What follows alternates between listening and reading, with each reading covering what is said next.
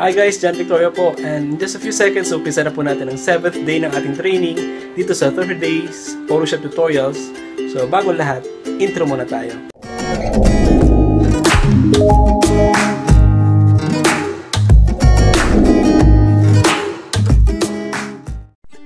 Okay guys, so umpisa na natin. So ang topic natin ngayon is about cloning or yung tinatawag na clone tool dito sa Photoshop. Makikita yan dito sa under painting tools. You will see this guys, itong tinatawag ni spot healing brush tool, clone stamp tool, history brush. Okay, so kung paano gamitin yan, magbubukas na tayo ng photo para maumpisa na natin gumamit ng clone tool. Okay, so I'm gonna open day 7. Sa mga pinaka powerful tools ng Photoshop yung tinatawag na clone tool, kasi dati napaka mainstream nito sa Photoshop, no? Yung pang-alis-alis ng mga pimples, ng mga dumi-dumi sa mukha. Okay, so unahin muna natin yung tinatawag na spot healing brush tool.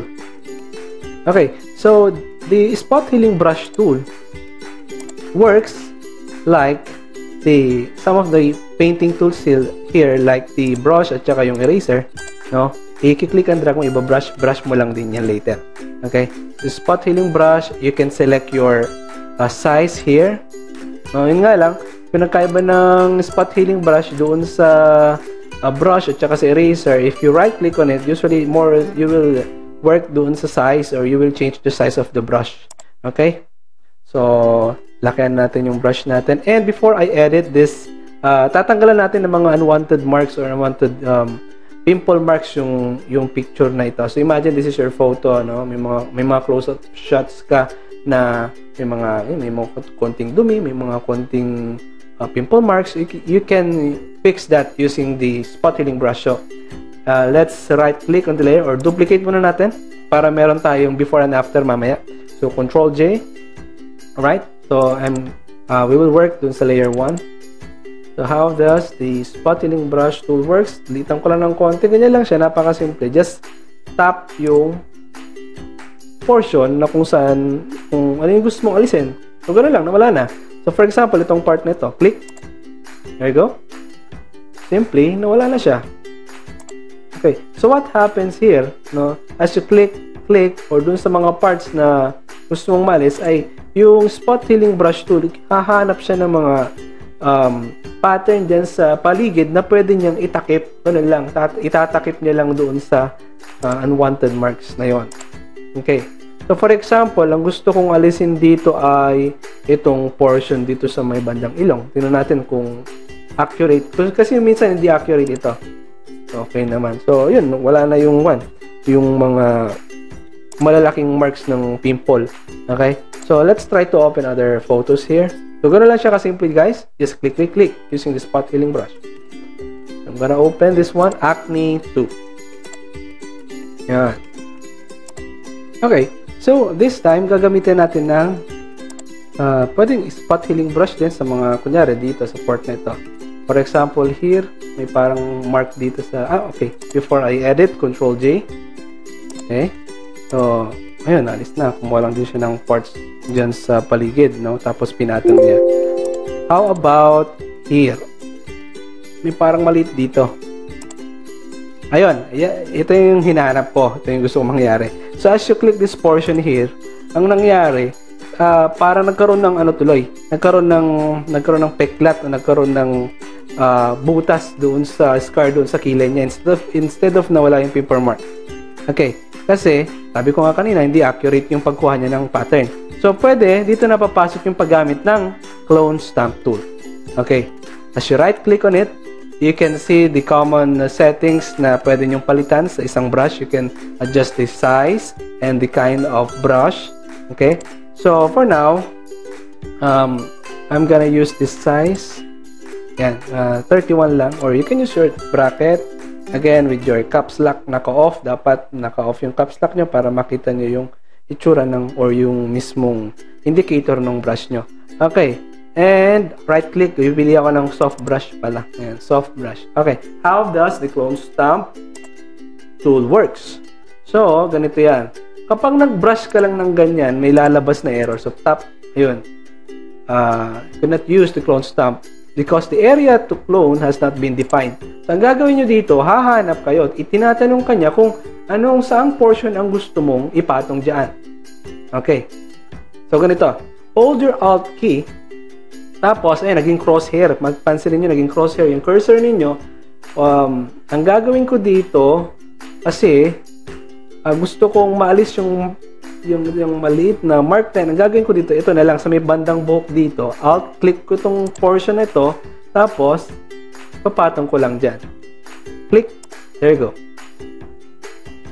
Okay? So, what happened? Mano-mano nating hinanap yung pattern.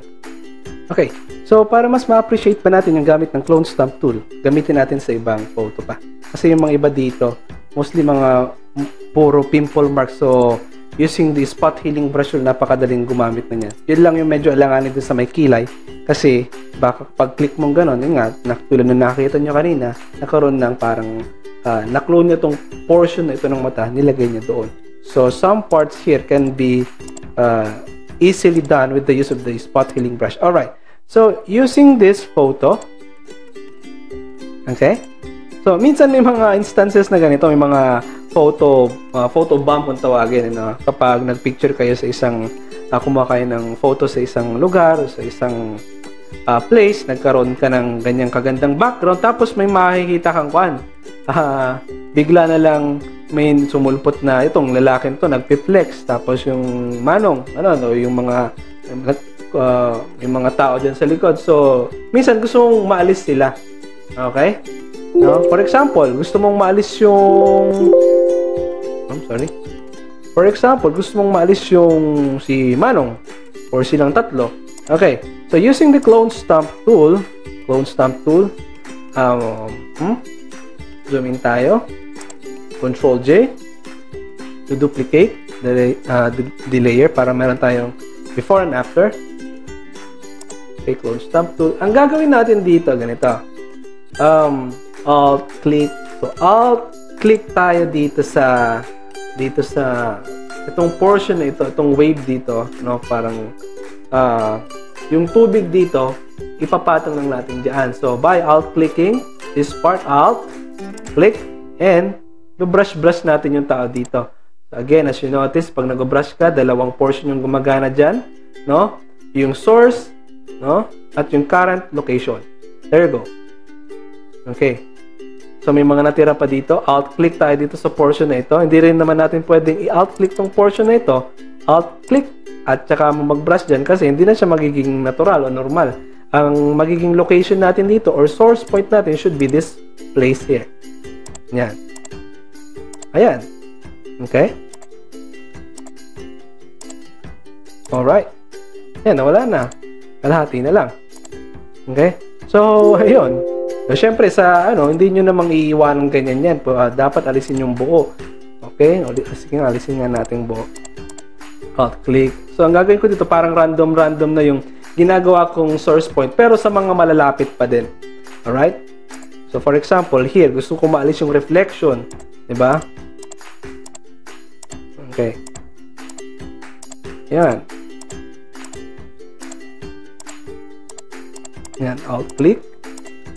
Alt-click. Alt-click. Ganun. Ayun. Medyo okay naman na siya. Hindi naman siya masyadong halata. Okay. So, isa pa palang, yung tool na tabi ng clone stamp tool. Under the painting tools pa rin yung tinatawag na history brush tool. How does the history brush works? So, ganito yan. Oops. Ayun, pagka-brush ko kanina, so, itong layer number 1, yung portion dito, nag-brush ako, lumitaw ulit yung lalaki. So, what happened is, kung ano yung editing na ginawa mo kanina, ibabalik niyo lang sa dati. Okay? So, this only works when you are working on a canvas ng isang original photo. Alright. So, kapag gumawa ka ng canvas, gumawa ka ng blank canvas, tapos nilagay mo yung photo doon, inedit mo, you won't be able to use the history brush. Dapat nandito ka sa original photo, nag-i-edit. Okay? So, yun lang, history brush. Kung kanina, this one, ayun, ibabalik natin yung dito, yung scar niya. Tapos, yung babae kanina, babalik natin yung Sabi mo, in-edit natin dito. Kung pag pinalakihan mo yung brush mo, tapos hinagod mo ganyan, lalabas yung mga parts na madudumi kanina. Alright. So, next. Before we proceed dun sa exercise natin, no? Yung turning a thick model from thick to thin. Okay? So, gagamitin muna natin yung tinatawag na liquify tool. So, Control O. Open. For example, meron kang photo na ganito. Ayan. Okay, ito nakuha ko lang sa internet ng photo na ito. Alright? So, for example, gusto mong mag-flex sa Facebook, tapos gusto mong palakin yung muscle mo, ganun. Gusto mong palakin yung shoulder mo dito. Gusto mong palakin yung hita, no? Pwede yun with the use of the liquify. So, how does the liquify tool works? Filter, liquify. Or the keyboard shortcut is Shift Control X. Okay. So, napunta tayo sa liquify window. Alright? Control plus, pwede ka mag-zoom in. Yan. May mga tools dito sa loob, no?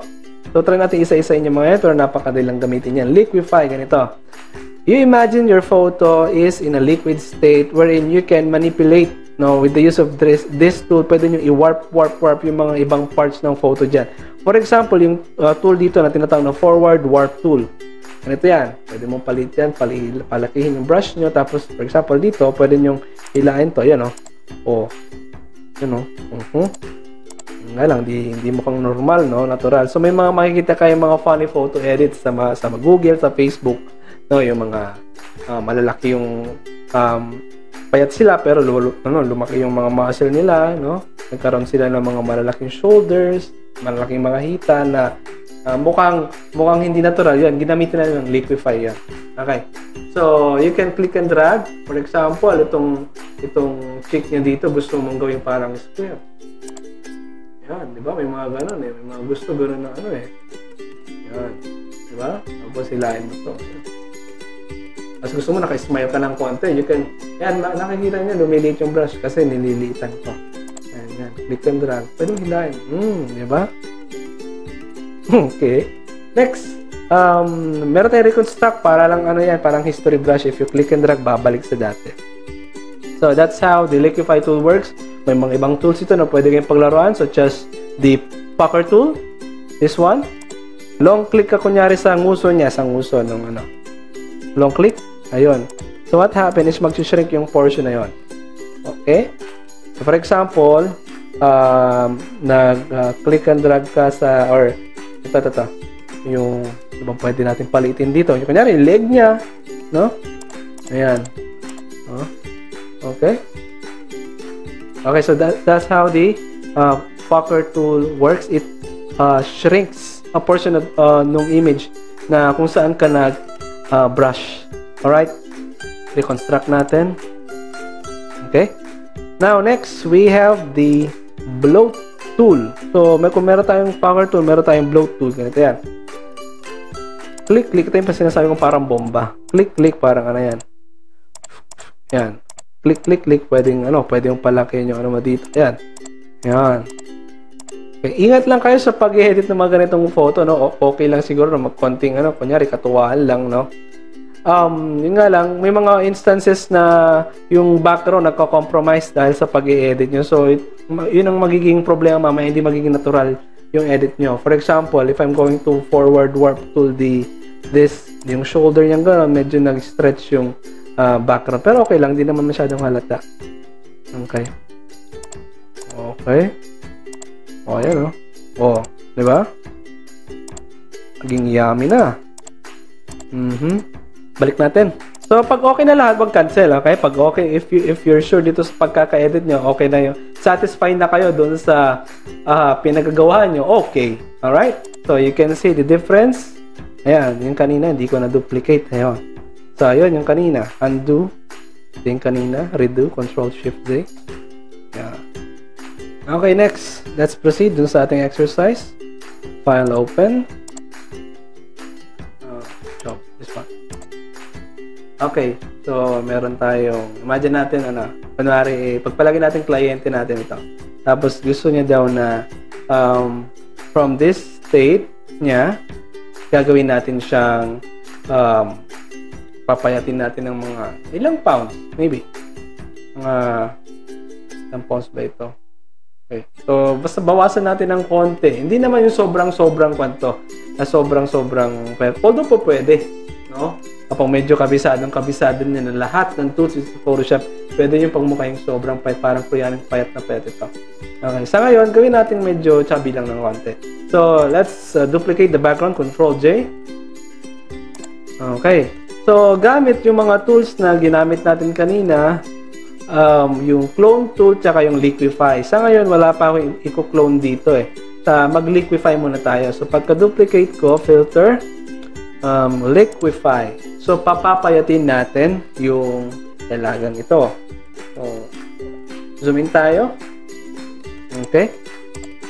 Now, using the forward warp tool, ito yung sinasabi kong ingat kayo sa pag-i-edit. Kunyari, may mga hihilain kayong portion yan, baka sumama yung background. Magiging napaka noticeable, napaka obvious. Okay? So, using the forward warp tool, paliitin ko yung fix na dito, hilahin mo ng konti. There you go. Oh. Ingat din, baka kasi yung pati yung mata niya magalaw. Like that, no? Masira. So, konting lang sa cheek siguro. Yan.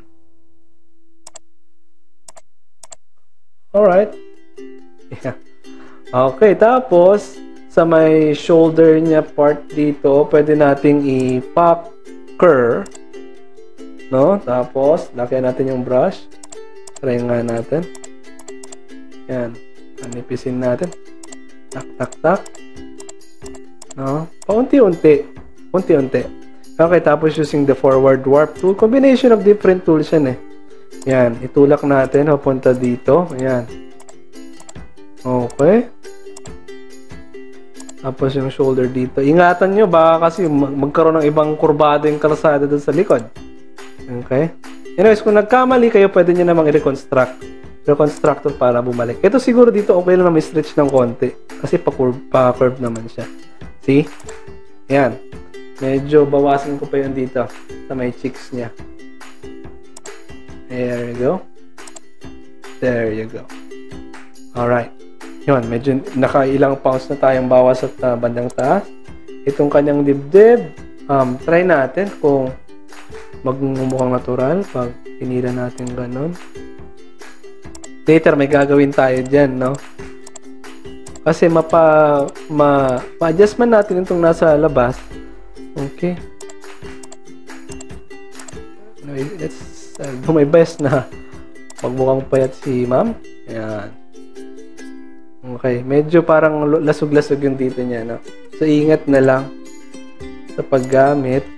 Ito medyo challenge sa atin to kasi yung image, hindi siya ganun kalinaw. Medyo pixelated siya. Okay. So, let's try to use the pucker again here. Yan. Yan. Parang nilalay po, no? There you go. Okay. Tapos, try natin yung umpisa natin yung dito, sa may binti. Yan.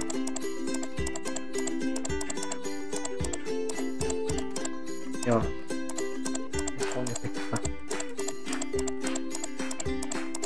Unti. Tapos, combination ibang tool. There you go. Yan, medyo nabawasan yung nabawasan yung sa may kita. Ito. I-straighten natin itong line dyan. Okay. Tapos, i-pucker tool ulit. Hanggang sa lumiit. Parang medyo na alanganin itong part na to. Anyway, try natin yan. Okay. A bit of medyo madugo-dugo ito Okay. Yan. Medyo pumayat ng konti. Pero sa may dito, medyo Siyempre sa may gitna, pag in-stretch natin yan, hindi natin basta-basta may stretch yan Yan, pwede din siguro yan. Mangyari pero, i-adjust nyo na naman yung arms papunta dito. Well, parang talaga. Try natin. Yan. And ito.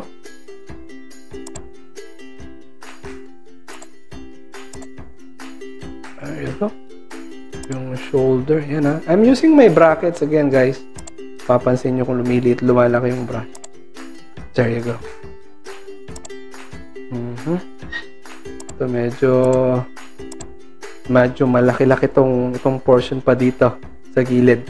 Okay, so let's try our best to shrink those areas. Okay.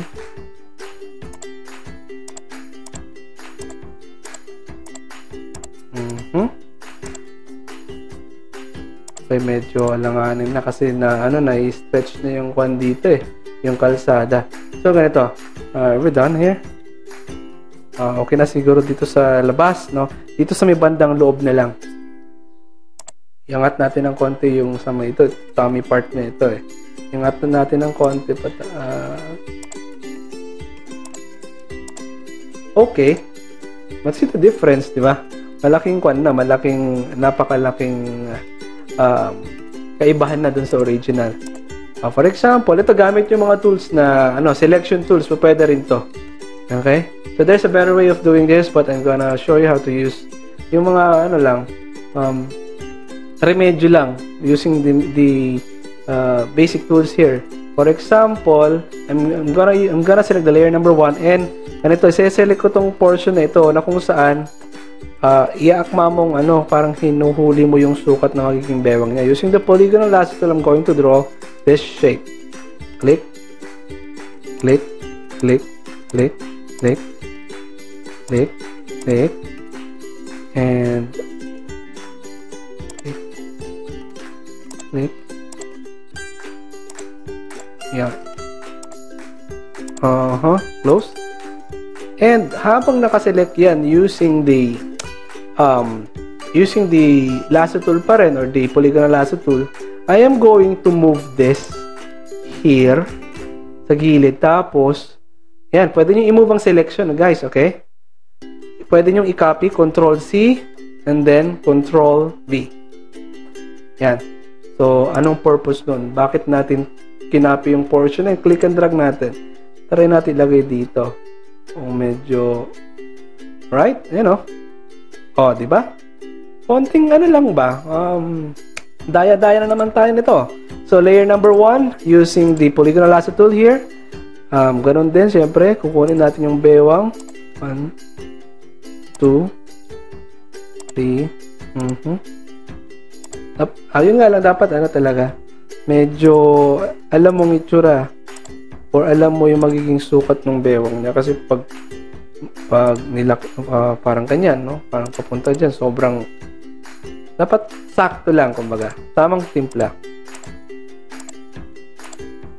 Alright. Tapos, yung pati yung braso dito, mo siya, kailangan mo i-balance. Backspace pa nagkamali. Yung buhok dito. There you go. Habang nakaselect, wag move tool. Laban dyan ka pa din sa selection tool mo. Pwede mong i-move, ilagay mo dyan sa gitna yung cursor mo, then click and drag. Maybe this pattern here, copy. Okay, with the layer 1 selected, copy and paste. There you go. Ito siya, Yan, lagay natin dito. Yun. Using your arrow keys, you can just... Alright. Yeah. Medyo andun na tayo andun na. Okay, so that's how you... Kunyari gusto mong i-liquify ulit, no?